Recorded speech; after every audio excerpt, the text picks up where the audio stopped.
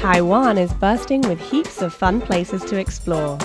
Join me, Amber Hatfield, as I hit up travel hotspots, soak up some culture, and hunt down hidden gems.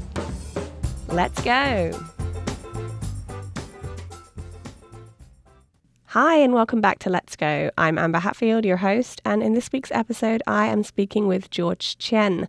If you didn't hear last week's episode, you can go back and listen to that, where I talked to George about Unfading Memoirs, a collaboration between KC Global Media's AXN TV channel and Tourism Malaysia. In this episode I chatted with George about his personal travel experiences. It was a really fun conversation, so I hope you enjoy it. I want to talk about your personal experiences of travel in Malaysia and also Taiwan as well. Sure. So what was your favorite thing about traveling around in Malaysia? Your favorite part of Malaysia? First thing, don't underestimate the airport. The airport, it's incredible. Okay. You know what they have to offer? What? Ding Tai Fung. Oh, really? See? How about that? They have Ding Tai Fung in the airport. I walked in. I'm like, this is the best airport in the world.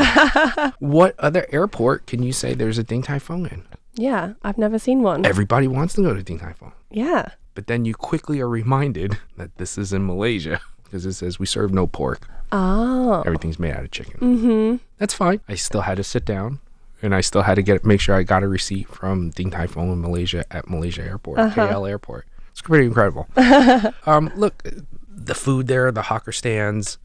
I had to go visit Georgetown because it's George's town. So, and then you just start bouncing through. I didn't really go to the big dining restaurants because growing up here in Taiwan and what my parents brought me to, all the good stuff is going to be in these stands. Mm-hmm. And I know that my stomach can handle it because I've eaten, food here like that. And you just have so much fun bouncing between one after another. So if you ask me, hey, what did you have for breakfast? You can have like the noodles and the soup. And then for lunch, you can go open up the banana leaf, which is here we use bamboo leaves, but there they use banana leaves. And then dinner, I'm getting hungry right now. My stomach just growled. Mine is too. My stomach just growled, right? And then you go and you pick it. I mean, you have all sorts of unique cuisines that you can have in Malaysia, and that was it was enjoyable. It really was enjoyable. Okay, so you say your favorite part of traveling Malaysia is the food. The food, the culture. They do have the two big towers that are there. I didn't get to go up into the towers. They're pretty from the outside, though. They look like two crystals, like giant kind of crystals, don't they? They built it that way. They try to be one of the tallest buildings in the world. Got a chance to go see that. But when you see the people there, they're just very humble. And they're very proud also, right? So I spent a lot of time in Singapore, and you just can tell, even though they're all connected and history says they were all together at one point in time, but you can just tell that they are... it's fun. When I see the minister, the tourism minister, he was also saying the same thing. He's like, hey, we want to attract people here. We want them to see our beauty. We are an international destination, but we're not going to do it with all that flair. Like the way everybody else wants to throw money, because we can offer more. And I said, it comes out in the culture that you're there. You just got to feel it when you're there. And that's what I think is fun about going from country to country to country, because the one thing that'll be foundational is, you see, education's important. That's what's important out here for us in Asia. Respect. But then it's so unique when you go into these various different countries, and that's the fun part for me. Yeah, people often say about Taiwan when they come here to travel, or when they talk about what Taiwanese people are like, they say 人情味, right? They have this kind of feeling for people. Do you feel like it's like that in Malaysia? Like people are kind of very friendly, welcoming kind of feelings? Absolutely. Yeah. Oh, yeah. Especially if they know that you're a foreigner. They'll embrace you. They'll smile. They'll treat you right. They'll take care of you. No, I didn't feel unsafe at all when I was there. I actually felt very welcome when I was there. Great. And you just said about the food, you said that you would pretty much try anything. Yeah. So Do you feel like you would try those worms? Did you try those? Are they called sago worms that they tried in the show? I didn't try. No. It wasn't offered to me. I think they knew better. And how about other things like, are you a fan of durian? Because I know there's a lot of durian in Malaysia. There is. Do you like it? I can't lie. I can't sit here and say, yeah, I ate it raw and cracked it open and all that. And everybody tells me it's an acquired taste. I've had their ice cream. It's good. But I have to crack one open and then actually go raw into it and see and then be able to opine. So during our next show, when we're on location. Yeah, when we're on the road, we'll do it. We'll absolutely do it. And I would love to know, in general, in your kind of life of traveling, different experiences that you've had, what is one of the most adventurous traveling activities that you've ever done? Ever. Mm-hmm. I would say when I had to change cars 3 times to be able to go to Bethlehem. Because when I was in Tel Aviv, they drove me over to Jerusalem. And then they told me this car had to hand me off to this other car so I can get past this destination, so I can get past this gate, and then I go back through another gate. And this is before all the stuff that's going on now. And I had to be handled by 3 different people in order to go to Bethlehem. That was quite kind of scary or a nerve-wracking experience. That was adrenaline filled. Yeah. Because you look down at your phone and you're like, who do I call? Right. If there's a problem, who do I call? And you really don't know who you can call. You're here today. You're okay in the end. Yeah, I'm fine. That was a truly an experience because at this point when you look up and you say, I can't do anything about where I'm at right now. I chose this. I wanted to see this. So here I am. Yeah. And you didn't really think through all the logistics because you didn't want to ask too many people because it's all political. Whoever you ask, they'll be like, no, you should see my guy. You should see this. You should see that. So I went with the people who I knew the best. There was we had a JV over there with Dory Media, and I bounced it off on them, and they're like, I don't think you should go. I don't think you should do this. I'm like, okay, great. I'll see you on Thursday. And we went over there. That was exciting. I would say just on top of that, when I was in Singapore and I went to the night zoo and you go into these caged buses. You been there? Singapore? I have been to Singapore, but I didn't go to any zoo. You didn't go to the night zoo? No. Really? You go and you go into the zoo and you're in there, and next thing you know, you got like lions, tigers on top of this van that you're riding through. And I'm like, I hope this thing will hold up. Yeah. Because I feel like a paraded meat cart going through there. It's got open railings they can kind of get their paws through. Yeah. Oh, wow. Absolutely. They can get their paws through, but not too far. But that was only topped by last year's experience when I went to South Africa. And that was really open in the wild. You're riding in a Toyota Camry into what's called a safari. That's gated and all. And you really have a lion and a lioness walk up to your car to come look at you. I can't believe that if this lion really got upset and really wanted to like knock our car or break this window, that he can't do it. But I don't want to see that challenge happen. I think a safari is kind of scary. I went to South Africa myself as well. Yeah. And I went with my friends in their car into Kruger National Park. Right. And I swear we almost got stomped by an elephant because we were driving down the road and the baby came in the road and the mum got really angry and she was charging at our car and we were trying to drive away. It was really scary. The realization is when you look at this wildlife, you're going into their territory. Yeah. And when you see a full deer's limb just laying there, because that's how they fed them, I was like, that could be me. Yeah. That could be me. I've been eating American beef, so I mean, I'm probably USDA. It's a product for them. So those are some of the pretty challenging things that I've done that I said, oh, hold on a second. But climbing going through the Great Wall of China, that was kind of fun. That was an experience. Awesome. I was like, I wonder how long it would take from end to end. They're like, don't do it.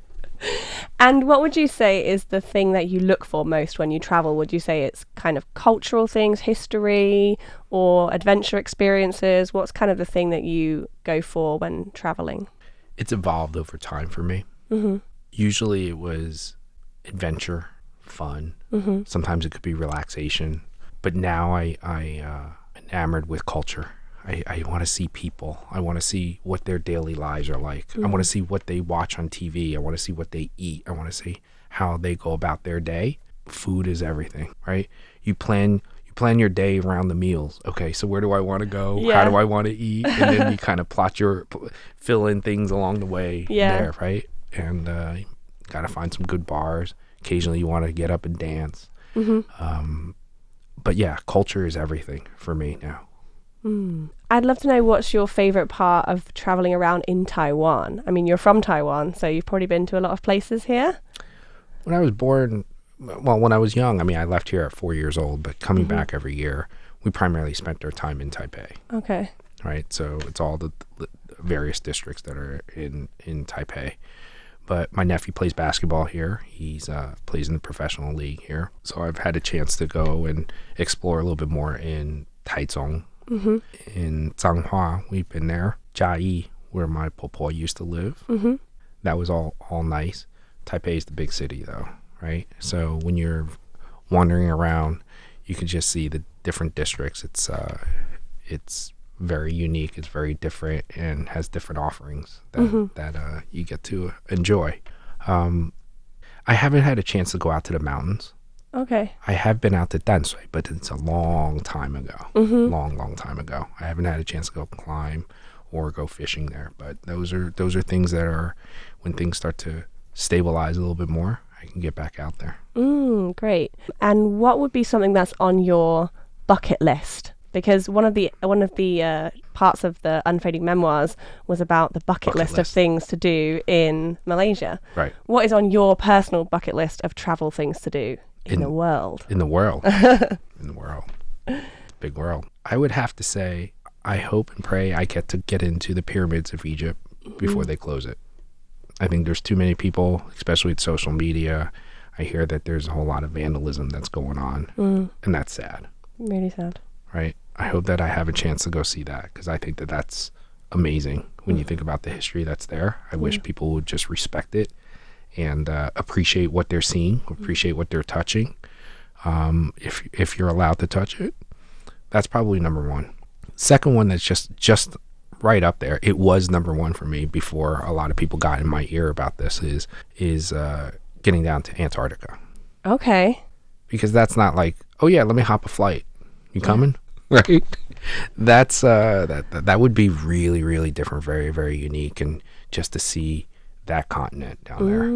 I think you got to take a boat from Chile or something like that. Yeah, they offer from different locations that you have to go down there, and it's you've seen so much. I've seen so much. I've read so much about it, but I do hope.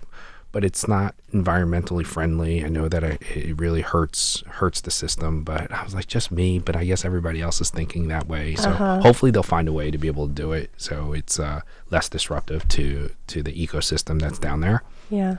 But I always had one thing that I have to ask. If you go down to Antarctica, you go down to the South Pole or you're at the North Pole, either one, you pick one, and you're literally standing right on top of it.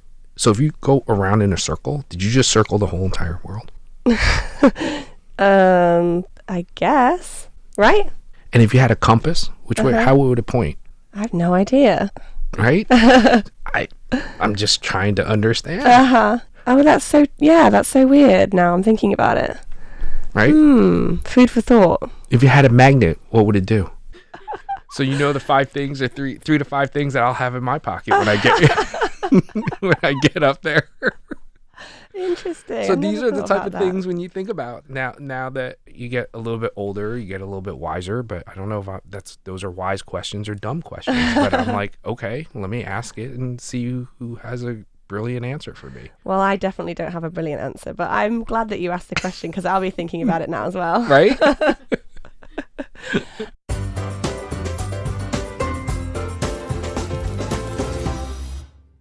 Let's talk a little bit about your TV channels and some of the upcoming projects that you have on them now. And I'd love to also know if you have any inclination towards doing something similar in Taiwan, similar to the Unfading Memoirs series. We have, well, like I had shared with you earlier, we have new shows coming up.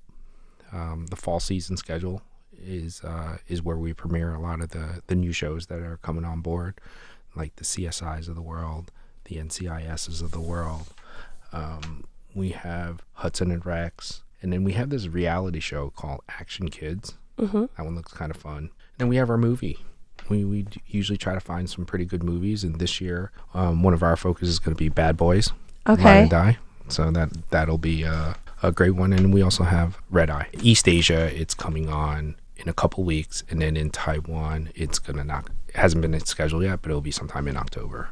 Then in terms of originals, it's in the pipeline. Okay. Stay tuned. Stay tuned. This industry requires you to stay true to your brand, some of the staple products that you have. But then when you get bored, because the consumer has tons and tons and tons of opportunities that they could choose whatever they want. The streamers, they just click over. They don't have to go to a theater. Theater is coming to them now, right? Yeah. So the way we look at ourselves is, okay, what's the experience that you're going to get with us? I think linear television is not going to go away. It's going to shrink. It's going to shrink, no doubt about it. But if we stick true to our brand and what we have to offer, I think we'll be around forever. We really will. Yeah. We just have to be smart about it. So we're complementary to streaming. We just got to make sure that we stick to what we know best, what our audience wants best. And then outside of that, just make sure it's available. So we dabbled in audio. We dabbled in podcasts. We're probably going to do more of that. We're going to revisit our brand, Animax. Probably some esports that's coming up. Okay. We're going to experiment with that. In terms of travel show here, what you asked a little bit earlier, I didn't forget that. It's been 2 years already. The Hakka show. That was, when I got back here, I'm supposed to go on that trail. I haven't had a chance to do that yet. But that's one of those that it's going to be really memorable, because when we did that project, I brought that both to my mom and dad, and I said, can you tell me about this? And they looked at me and they said, oh, this is old. This is traditional. There's a lot of good stuff that you're going to learn there. I said, oh, great. Come on. Let's go. Yeah. And because of my parents' illness right now, we haven't had a chance to do it. But that's one definitely we're going to go on that trail. We're going to go take a walk through that. Is there anything else that you'd love to add that we haven't spoken about, or final messages? Well, number one, you'll want to enter the contest, right? Because we're going to be out there. Yep. I would say, look, get out, explore. COVID is over. What's COVID, right? It's past. So have a good time, be in the present, and when you come back, when you have an opportunity, tune back to us, and we'll have more exciting, thrilling adventures for you to explore. Awesome. I think that's a perfect place for us to end on, and thank you so much for coming on the show. It's been great to talk to you. Absolutely. Thank you.